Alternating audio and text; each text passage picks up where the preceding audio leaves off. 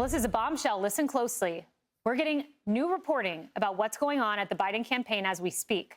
Doug Cass, a hedge fund owner, a big DNC insider, just posted this. Quote, what I am hearing regarding Joe Biden, Ron Klain, that's the former chief of staff, and Barack Obama are having a sit down with the president today. Joe Biden is insistent that Joe's running. Kamala is furious that she is not being considered as a replacement. Whitmer and Newsom are. Interestingly, my neighbor in East Hampton is hosting the Bidens tomorrow. It will be an important tell if the fundraiser is canceled. Whoa.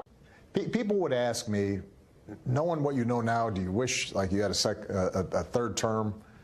And I used to say, you know what, if I could make an arrangement where I had a stand-in, a front man or front woman, and they had an earpiece in, and I was just in my basement in my sweats looking through the stuff, and then I could sort of deliver the lines, but somebody else was doing all the talking and ceremony. Wow. I'd be fine with it. I also want to close with one message to the Democrat Party. End this farce that Joe Biden is going to be your nominee. We know he's not even the president of the United States. He's a puppet for the managerial class. So have the guts to step up and be honest about who you're actually going to put up so we can have an honest debate. Biden should step aside, end his candidacy now so we can see whether it's Newsom or Michelle Obama or whoever else. All right, just Mr. tell us the truth so we can have an honest debate. Ambassador. Yes, we do need to hear the truth. The truth has come out, what we all know, and what we all should have known all along, that Biden is not fit to be the president of the United States. He's not capable for the job. The cognitive abilities are not there. It's a very sad thing to see what's going on. Yet Democrats want to pretend like they weren't aware of this, and they want to act like it's a big surprise. This is really interesting time that we're living in.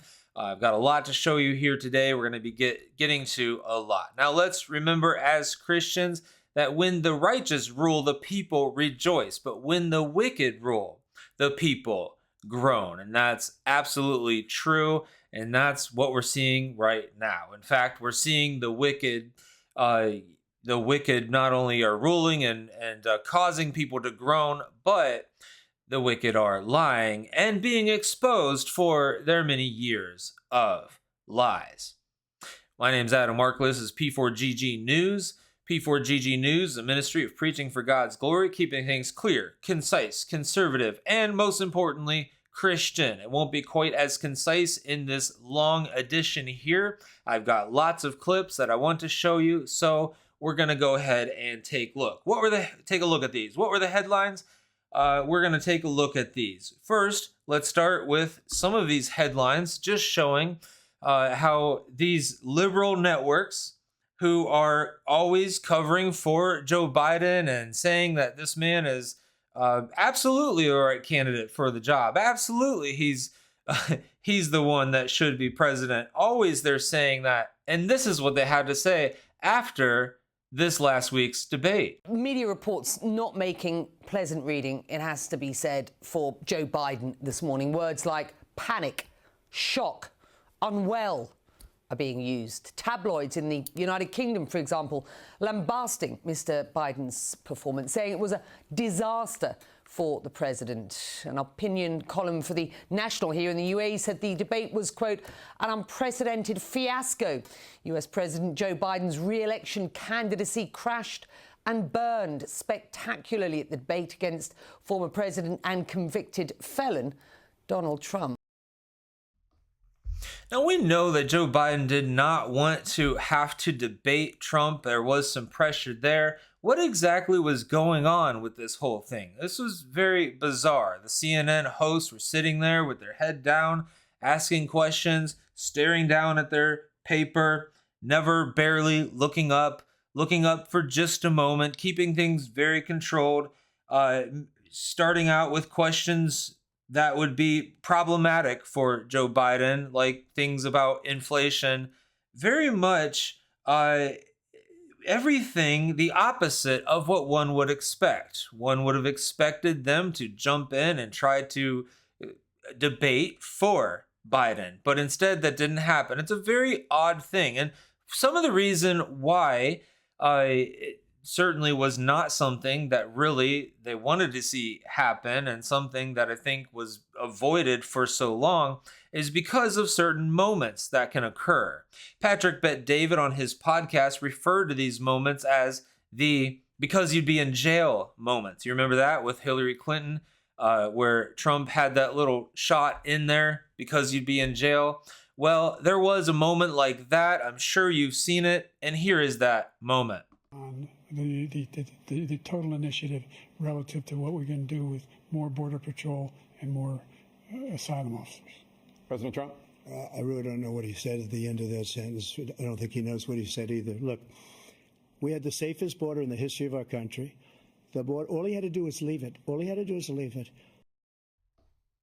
All he had to do was leave it, and that's very true. But yeah, nobody knows what he had to say.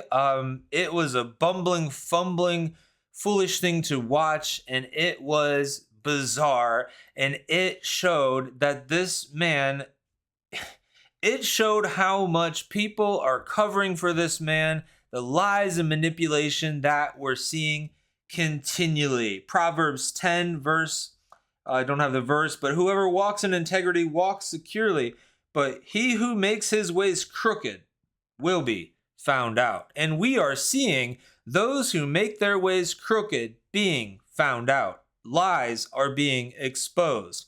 The truth is being revealed. What does it mean for the country? Well, not quite sure what it means for the country, but it does show that our current president and the administration and all of the leftists have been covering so much for this man, and then they pretend to be shocked at what's happening. I think maybe something else is going on. It certainly seems like far bigger of a plan than that, and we need to buckle up and see what's ahead, because there's a lot that might be coming our way. A lot of discussion about different things. This Patrick Bet-David that I mentioned had something good to say. Also, there was a commercial break. There was just some discussion during that commercial break, and he had something to say about, it's possible that maybe they know something we don't. Maybe they know something that we don't. I took out some profanity here, but this is well worth sharing. Watch. Go back to how many of the debates we've done in the past, right? Especially with Trump. How often did moderators interrupt Trump? Every time. Yep. How often did moderators debate on behalf of his opponent? Every time. How often did moderators correct Trump on something he said? Every single time. Why did tonight's moderators start off with inflation? Why did they start off with economy first while that's the main pressure point? You should not be covering that first. Why has Jake Tapper and Dana Bash, why have they been so fair tonight? Why? Do you think they're sitting there like, this is great? They're almost acting like they work for Fox News. They almost act like they're Republicans, like they're going to vote for Trump. So we know that's not the case. So what else could it be? Is it the fact that they're embarrassed? Like they've already accepted the loss? Like, I can't wait to get the hell out of here. Please hurry up, sell the ad time so I can get the hell out of here, because this is simply embarrassing. Or maybe they know something we don't know. And a slight cold as well, so I understand not feeling well. And maybe they know something we don't know. Yeah, that is definitely a thought.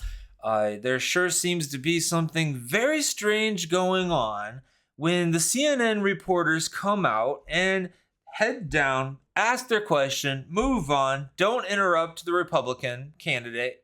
And when that's kind of what we've seen in debates for the longest time, is always the conservative, the Republican candidate constantly being interrupted and constantly being challenged. And that was not happening at all. And the questions were very fair, as people would say. I would say more than just fair. I'd say there's a reason that it was fair. They're not just being fair for no reason. It was far from fair. I would say it was very controlled. Ask a question, move on to the next topic, because if it delved deeper into a particular topic, it would be harder for them to keep control. I think that's why it was always eyes down, ask the question, barely look up, keep eyes down. Next, President Trump, eyes down. Okay, President Biden, just back and forth. That's how the whole thing went. Just very controlled, not making eye contact, as little as possible. Get through this thing.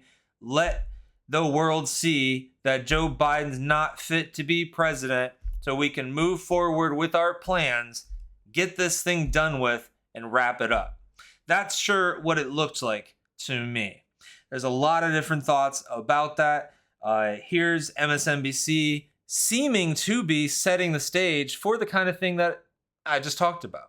And a slight cold as well. So I understand not feeling well. And, obviously Joe Biden comes in with certain deficits. He has a stutter. It is more difficult for him to communicate for that reason. So there's a lot to mitigate the way that he speaks, and you can understand it. And we've observed him for a long time. That said, I too was on the phone throughout much of the debate with Obama world people, with Democrats, with people who are political operatives, with campaign operatives. My phone really never stopped buzzing throughout. And the universal reaction was somewhere approaching panic. The people who were texting with me were very concerned about President Biden seeming extremely feeble, seeming extremely weak. And I'll just reiterate what I said earlier. President Biden had one job tonight, and it was one primary job. And yes, it was to litigate Donald Trump's, criminality and all of those things. But he had to settle his own party. Mm-hmm. He needed to settle Democrats. Democrats, they always talk about Democrats are bedwetters and Democrats are always panicking. Yes, Democrats are always panicking. They're always scared, right? They're always thinking they're going to lose. Like, Democrats are very pessimistic. This is just neurotic. Who they are. They're neurotic. But Joe Biden's job was to reassure them tonight. His job was to calm his party, to make them feel that, yes, I can do this. I have 4 more years in me. I have the ability and the stamina and the strength to do 4 more years. He did not do that. She's going to go on. But how odd is that this is directly after the debate, and this is what the liberal outlets were doing. They were all discussing, yes, how bad it went, of course, but they were starting to immediately basically set the stage for his replacement. And it's kind of like you're kind of just showing your cards when you're immediately getting into that kind of discussion. You're kind of just showing that you were planning that all along.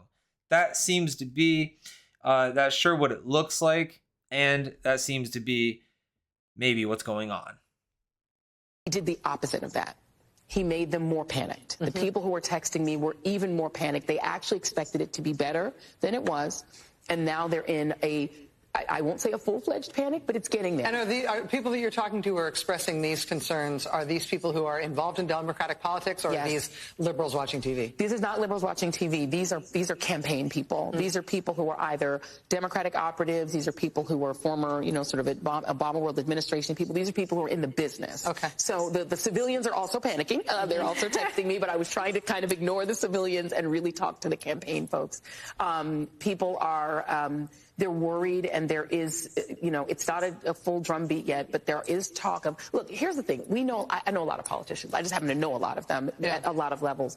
They all believe that they have a unique ability to run the race that they passionately want to run. And I know for a fact that Joe Biden passionately believes that he is the only person who can beat Donald Trump, and he has evidence of it because he did it before. Right. He knows that he has certain demographic strengths that Donald Trump cannot counter. He is the real working class white guy that's actually Donald Trump's base, so he knows how to talk to them. He believes that he is the only person that can do it. The problem is, after tonight, his party doesn't believe that. After tonight, his party doesn't believe that. Well, there we go.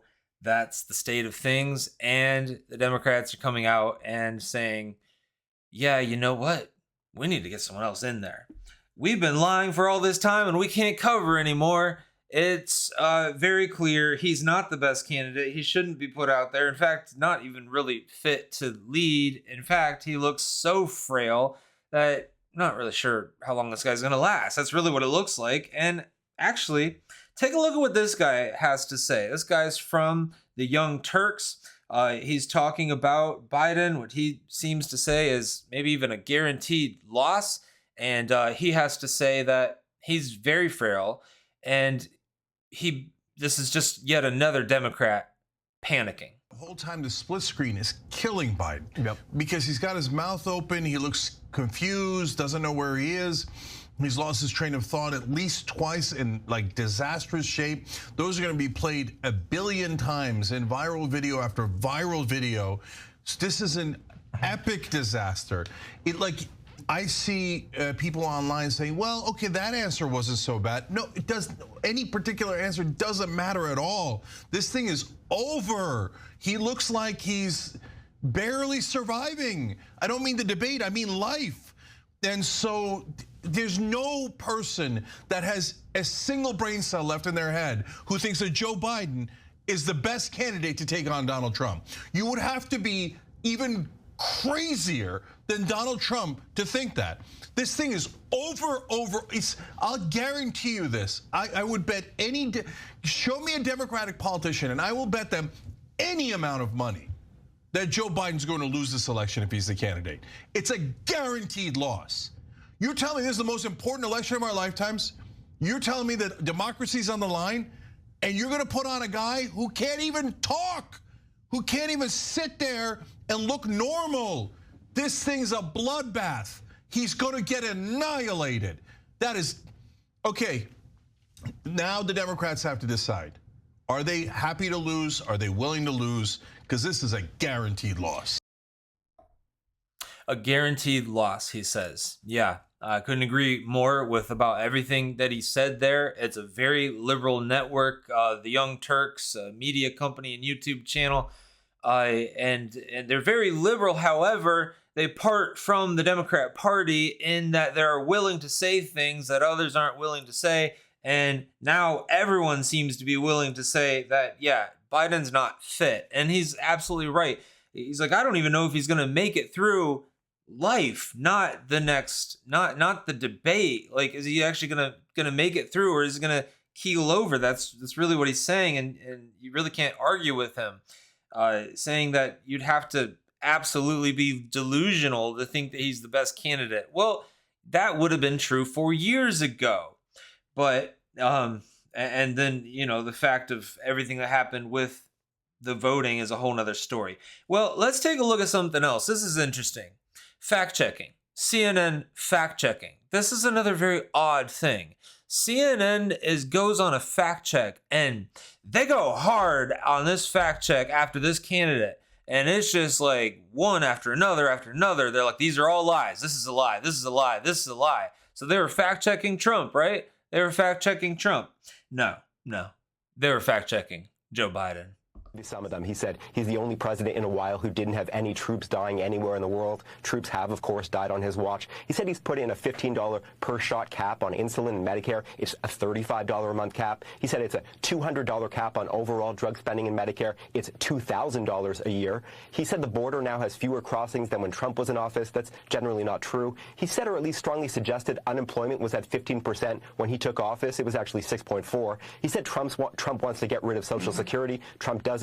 He said billionaires pay 8.2% in taxes. It's much higher. He said Trump told Americans to inject bleach amid COVID. We know Trump made foolish comments about scientists studying disinfectant injection, but didn't frame it as advice to people. And Biden said the Border Patrol endorsed him. No, its union supported the border bill he'd supported, never endorsed him himself.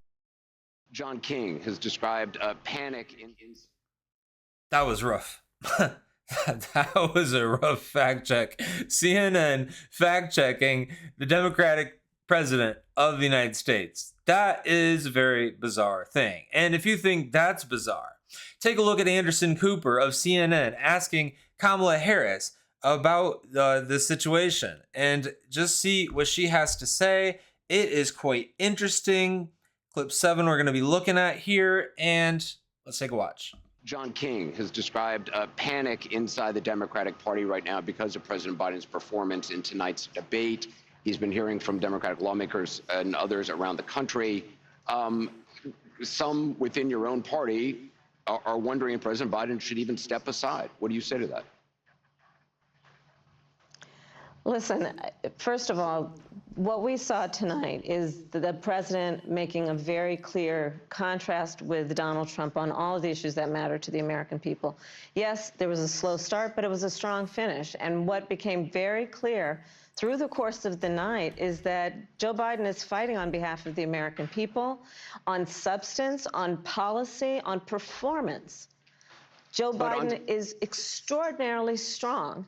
And but I'm sorry, that on substance and policy and performance tonight, I mean, the president's performance tonight clearly was disappointing for his supporters. CNN is reporting Democratic lawmakers watching the debate were worried about the president's performance. One said it was a disaster. Another called it a train wreck.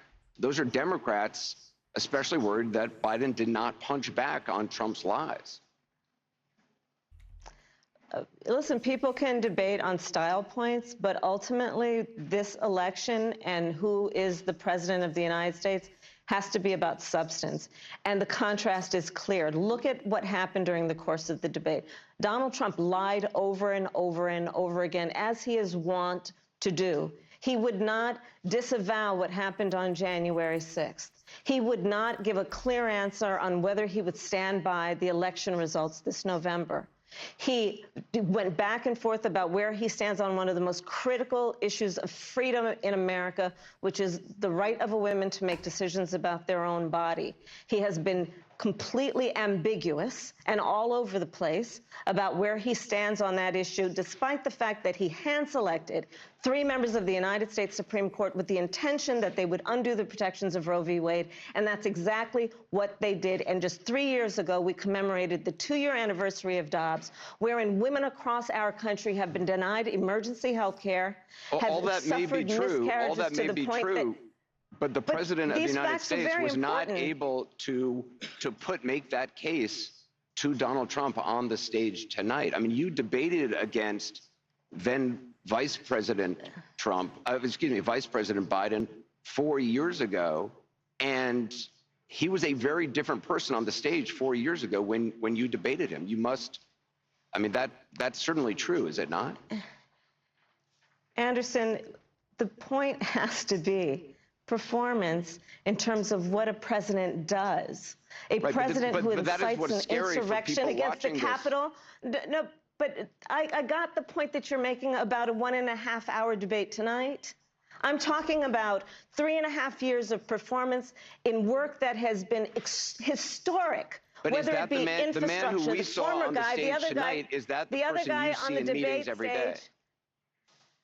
The person that you saw on the debate stage that has, for the last 3.5 years, up until today, performed in a way that has been about, whether it be in the Oval Office, negotiating bipartisan deals so that we have an infrastructure, a real infrastructure plan where we're putting trillions of dollars on the streets of America to upgrade our infrastructure. Whether it be the person I see in the Oval Office who is meeting with heads of the military and the intelligence community and in the Situation Room, ensuring the safety of America. The person I see in Joe Biden on the world stage, convening world leaders who often ask for his advice, most recently just during the G7 conference. So I'm not going to spend all night with you talking about the last 90 minutes when I've been watching the last 3.5 years of performance. But this was a debate that your campaign wanted. You pushed for this debate at this moment. Obviously, I mean, you can't honestly say, I mean, can you say that you are not concerned at all having watched the president's performance tonight? It was a slow start. That's obvious to everyone. I'm not going to debate that point. It was a slow start. That is one of the most fascinating clips out there. Anderson Cooper coming back again and again and again and just pressing for an answer. Like, you can't seriously say that this is the same man. You can't seriously say that this was a good performance. And then he corrects himself and he's like, let me rephrase. You can't can you? It was a slow start. So it's just, it's crazy. And it's the kind of thing that it's the reason why he's hidden and not shown to the public. The emperor has no clothes. Truly, the emperor has no clothes. Now let's take a look at Eric Bolling on Megyn Kelly talking about this very thing, how the liberal media cannot cover anymore for Biden. The reaction continues to come in from the left-wing media. I give you Kristen Welker on NBC moments ago. Watch. There is widespread panic among Democrats. I got a number of text messages this evening, Democrats reaching out to say this is difficult to watch. Where does this go from here? One Democratic lawmaker, Tom, going so far as to say this race is effectively over. Wow. Yeah. Think about that. It's over. We just heard NBC News with MSNBC say the race is over. It's done. Widespread panic, meetings amongst lawmakers, according to CBS News, about going to the White House to tell them he must step out. This cannot go on. This just dropping here in the Atlantic, a disaster for Joe Biden is the headline. There will be many more just like this. Go ahead, Eric. So doesn't this feel, you and I have done this for the better part of 30 years, Megan, doesn't this feel like the media is telling the Democrat Party and the White House, guys, we can't hide for you. We can't cover for you anymore. Can't do it You've been anymore. exposed. You can't do it.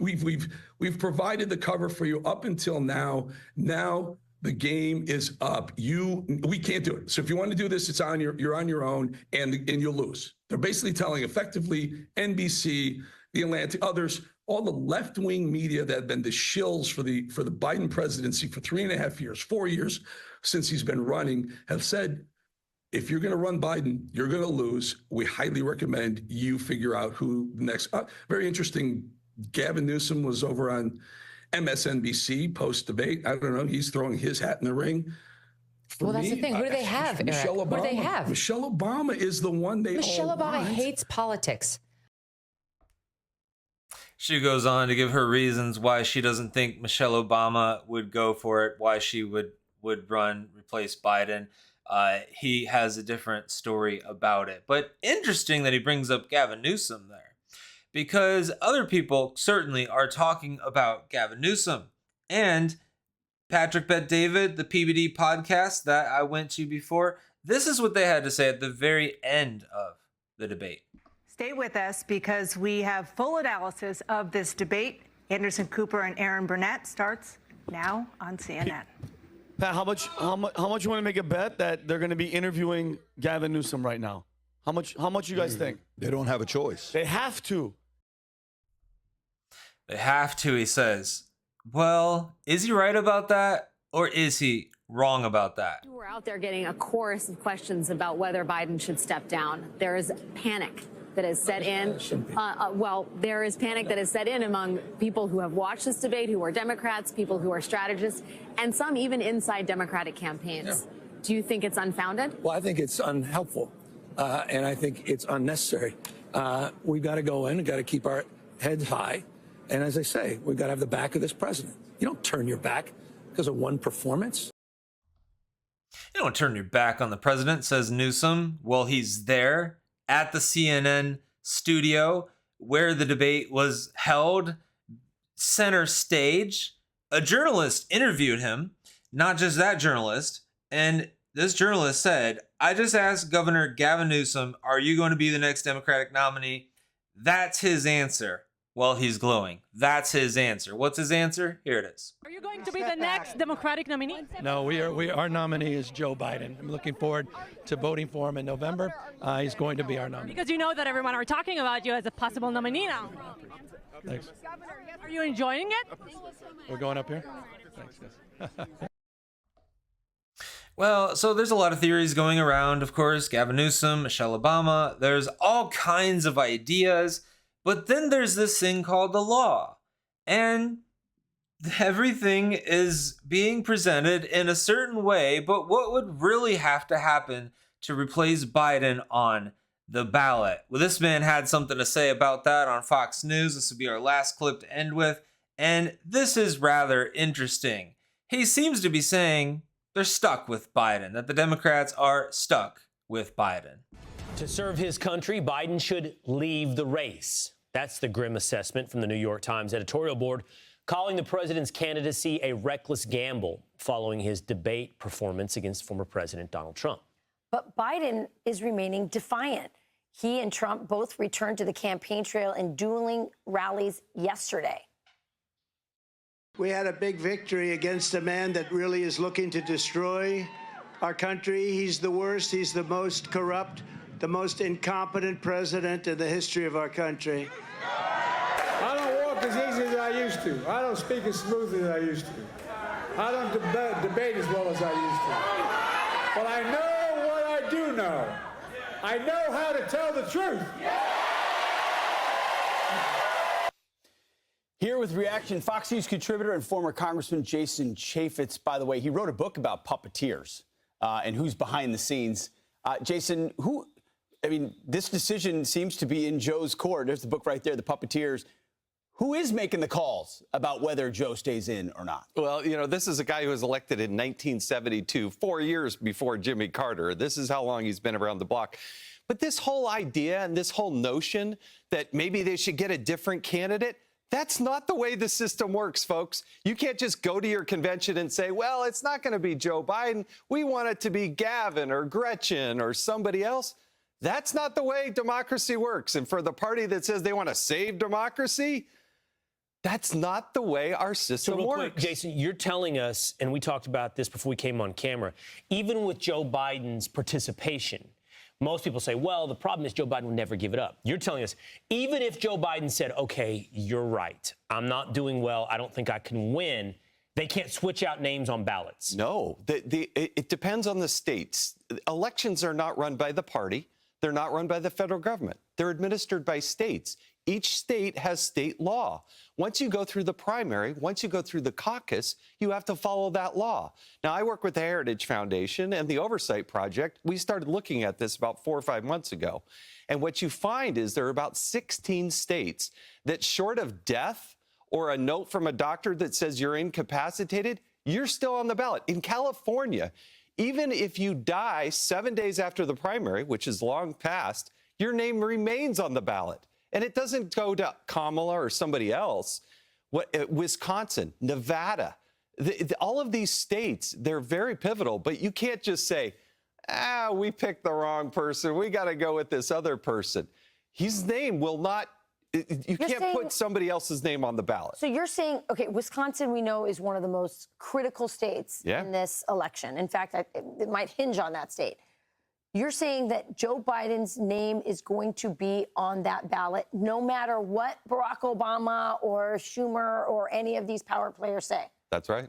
They can't just take it off. Think about this. Even RFK Jr. They'd have to change the law. They'd have to change the law. They have to change the law. But RFK Jr. is struggling to get on the ballots. Part of the reason he didn't qualify for the debate, I believe, is because his name isn't on enough ballots to even potentially win the presidency. Well, isn't that interesting? They'd have to change the law. So let's pray that they don't change the law.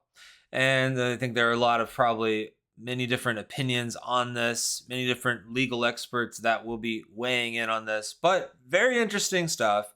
Lots of stuff going on.